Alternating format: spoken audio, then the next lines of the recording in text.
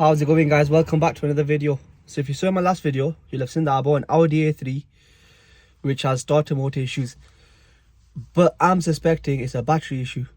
So right now I'm in the EG, my last drive in the EG, so I'm going down to get the battery from the local motor accessory shop, and hopefully it is the battery. So get your guesses in if you think it's the battery or if you think it's a starter motor. If it's starter motor, it's going to be a bigger job for me and it'll cost me a lot more money. So battery should be about 50-60 quid anyways. So yeah, it's literally my last drive in the EG. Well, it's not last drive because it's still staying with me, but before I park it up. So yes, I'm on my way down now, and let's see if it's the battery or the starter motor.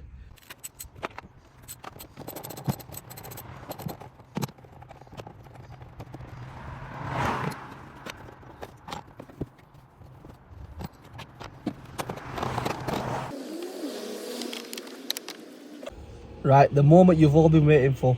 Will it start? So I've connected the battery up, done everything. Hopefully it starts. Knowing my luck, it'll be the starter motor. But I'm gonna flip this camera around and let's hope it's the battery. Right, so moment of truth.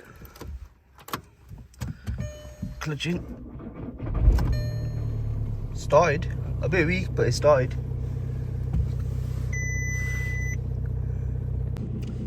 So there you have it, guys, the car has started. I am buzzing. It cost me 70 quid to get the new battery. Fit it myself, so easy. Literally take the old one out, put the new one back in, positive, negative, connect it all up. Easy as that. Luckily it went the starter motor, so that would have been a bigger job. Gotta pay mechanics to do it, stuff like that.